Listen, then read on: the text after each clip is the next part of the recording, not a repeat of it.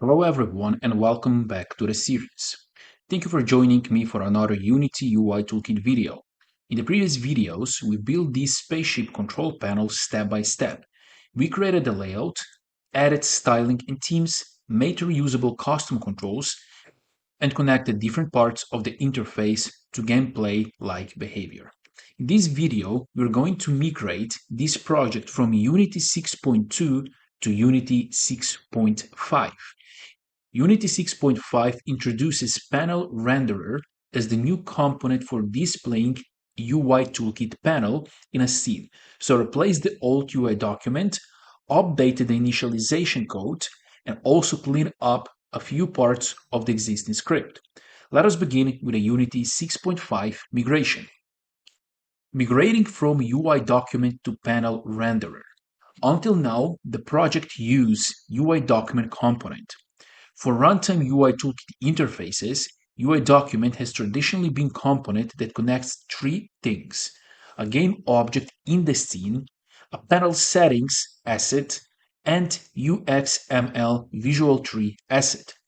We added UIDocument to game object, assign our panel settings and UXML file, and then obtain the root visual element directly from the component. The code looked something like this. The most important detail here is that root visual element was available synchronously. When this code ran, we could immediately query buttons, sliders, labels, progress bars, and all other elements in the visual tree.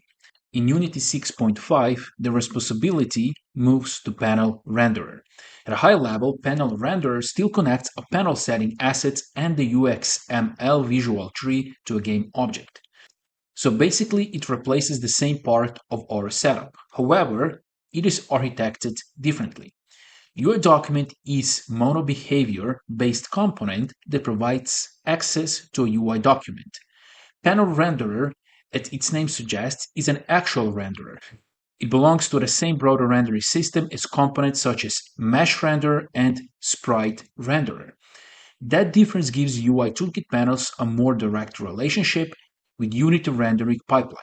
For example, a panel can use standard rendering concepts such as sorting layers and sorting order. World space sizing and positioning are also part of the component itself, rather than requiring the older render texture on mesh style of workaround. Because it is renderer, it can also expose renderer-related features such as rendering layers, shadows, motion vectors, culling, and other settings that matter when UI panel exists as a part of the 3D scene. For a simple full-screen overlay, some of these capabilities may not immediately change much. But architecturally, UI Toolkit panels are now treated more like native members of the rendering pipeline instead of a special layer added on top of it. To migrate the project, you can just create new Unity 6.5 project and copy our files and folders from the current project. You can also download the latest state of these files on the link below. Then we can proceed with our changes. Scene changes. The scene side migration is simple.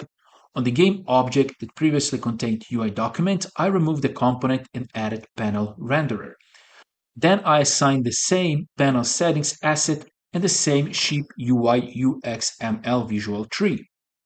The UXML file itself did not need to be recreated. The panel settings also remain the same, so most of the migration happens in shipui.cs. At the top of the shipui component, I added this attribute. Require component tells Unity that this script depends on the panel renderer. If the component is missing when we add shipui, Unity can add required component automatically. It also makes the dependency clear to anyone reading the script. This is not strictly required for the callback system to work, but it protects the component from being used with an invalid setup. Then I added two fields. The first stores the component reference, the second tells the rest of the script whether the visual tree has actually been created and initialized. Register and reload callback. The new onEnable method looks like this. Instead of reading a root element, we register onUIReload as a callback. When the panel is ready, PanelRenderer calls the method and passes the instantiated root visual element. Because this registration has a lifetime, we should also clean it up. When this component is disabled, we mark the UI as unavailable and unregister the callback. This is good event hygiene in general. Whenever we subscribe or register a callback whose lifetime can outlive the current operation, we should think about whether it will be unsubscribed. It avoids stale references, unexpected callbacks, and difficult to find lifecycle bugs. All the code that previously queried the visual tree now lives inside on UI reload. The first callback parameter is the PanelRenderer that performed the reload. I name it with an underscore because I already store a component in the PanelRenderer field and do not need to use this parameter. The second parameter is the important one, root element. And this is the root of the instantiated visual tree, so assign it to the existing root field. From this point onward, the rest of the query code is familiar. The element names in the UXML have not changed. The syntax from querying them has not changed. The difference is only when this code is allowed to run. After all elements have been found, callbacks have been registered, and the model has been connected, I set UI ready to true. This project moves several star image layers every frame to create a parallax background. That logic runs in update. Before the migration, the script assumed all visual elements already existed.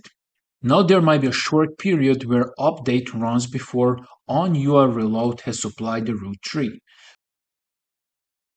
So edit a guard in update. Without this check, methods such as setShipSpeed could try to modify the style of visual element that is still null.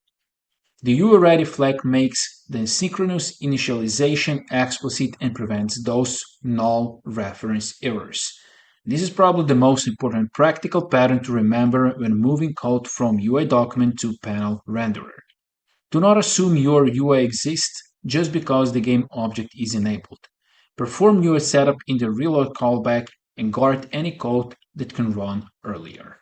While migrating the component, I also cleaned up few unrelated parts of the ship UI. One unused visual field was removed. I renamed a method parameter from enable to isEnabled because enable can be confused with the existing monobehavior enabled property. I also replaced duplicated bottom style code with a helper, apply impulse bottom style. The activated and deactivated states can now reuse the method. This does not change the behavior. It simply removes repeated class list and text assignments, making future style changes less error-prone. With the project running on a PanelRenderer, we are now ready to tackle the new subject in the next video, event-driven programming. See you in another video.